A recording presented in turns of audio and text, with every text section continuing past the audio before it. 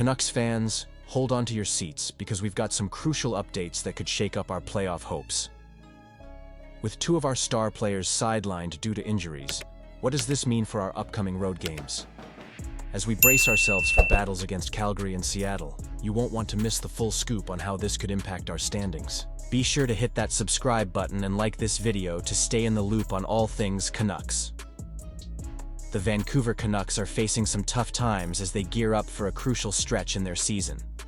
With injuries sidelining two of their star players, Quinn Hughes and Elias Pettersson, it's a moment of concern for the fan base. Head coach Rick Tocchet provided some updates that, frankly, leave us with mixed feelings. Hughes is now listed as week-to-week with an upper body injury, while Pettersson is expected to be back in about a week. It's a tough spot, especially with games coming up against Calgary and Seattle. Hughes leads the team with 42 points, and let's be honest, he's been a cornerstone for the Canucks.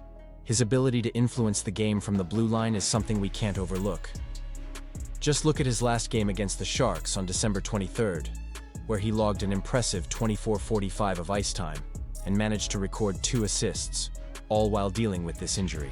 Tocchet defended his decision to play Hughes even when he was struggling, saying, "He's a tough kid, and it's hard not to admire that grit. But I can't help but wonder, was it the right call to push him through the pain?" On the other hand, Pettersson's absence is equally significant. He left that same game after just 1 shift in the 3rd period, but not before lighting the lamp twice in a rapid-fire sequence. He's second on the team with 28 points, and his creativity and skill are vital to the Canucks' offense. It's clear he's been dealing with some internal drama alongside JT Miller, which adds another layer of complexity to the situation. The Canucks are currently sitting 4th in the Pacific Division with 42 points, and they hold the first wildcard spot in the Western Conference. Missing 2 of your best players certainly complicates things. As a passionate fan, I can't help but feel a little apprehensive about how this will impact our chances moving forward. The upcoming road trip is going to be a test. Can the rest of the team step up in their absence? Will players like Miller and Bo Horvat rise to the occasion? I want to believe they can, but there's always that nagging doubt in the back of my mind.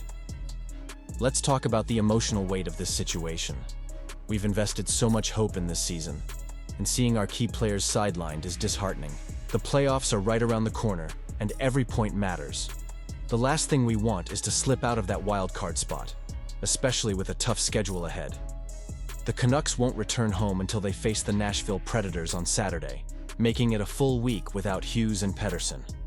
It's a big ask for the rest of the squad to rally during this critical period. The pressure is mounting, and the stakes have never been higher. I can't help but think about whether this is the best path forward for the organization. Are we sacrificing too much by allowing Hughes to play through injury? And will Pettersson's return be enough to keep us afloat? I'm honestly divided on this. So, fellow Canucks fans, what do you think? Are you feeling optimistic about the team's chances despite these setbacks? Or are you worried that we're losing ground in the playoff race? I'd love to hear your thoughts and opinions down in the comments. Let's get a conversation going about what this means for our beloved Canucks and what we can expect in the weeks to come. We're diving into one of the major moves made by the Vancouver Canucks in 2024 that has sparked a lot of conversation among fans. The trade for Elias Lindholm was a bold statement, suggesting the Canucks are serious about making a playoff push. Lindholm, without a doubt, was the most attractive forward available on the market, aside from the likes of Jake Guentzel. But there's more to this story than just acquiring a top-tier player. In this deal, the Canucks parted ways with promising defenseman Hunter Brzustewicz, Joni Jurmo, Andrei Kuzmenko, a first-round pick in 2024, and a 4th-round pick in 2024. That's a hefty price to pay, but it shows just how committed the organization is to building a competitive roster. Yet, what really caught my attention was the fact that the Canucks also had their eyes on bringing back Chris Tanev, a player they've long admired. For those who might not remember, Tanev was a fan favorite during his time in Vancouver, before he signed with the Calgary Flames as an unrestricted free agent ahead of the 2020-21 season. Now, at 35, it seems the Canucks were eager to reunite with him. According to insider Rick Dhaliwal, Tanev was part of the negotiations, but the Flames were reportedly asking for a first-round pick in return. This is where the trade talks hit a snag. It's intriguing to think about how Tanev could have fit back into the Canucks lineup. His veteran presence and experience would have bolstered the defense, especially as we aim for a deep playoff run. The respect for Tanev within the organization is undeniable, and you can feel that longing for a reunion.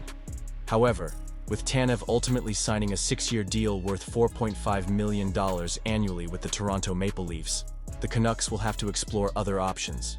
Now, let's break down the implications of these moves. Trading for Lindholm and missing out on Tanev means the Canucks are banking on Lindholm to be the cornerstone of their offensive attack.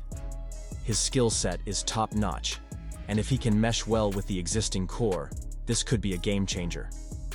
But at what cost? Losing Brzustewicz and those draft picks could hurt down the line, especially if we're looking at a rebuild in the future. You have to wonder, was it worth it? Did the Canucks make the right call by prioritizing immediate success over potential long-term development?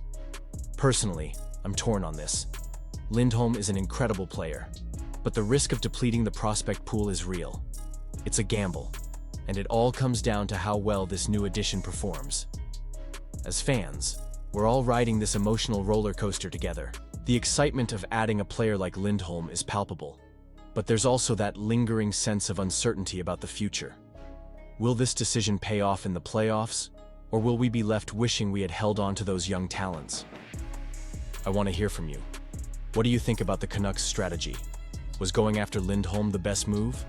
And how do you feel about missing out on Tanev? Do you think they should have pushed harder? I'm really interested in your thoughts here, so please share in the comments below. And remember, if you're enjoying the coverage and want to stay updated on all things Canucks, don't forget to like, share, and subscribe to the channel. Hit that notification bell so you never miss an update.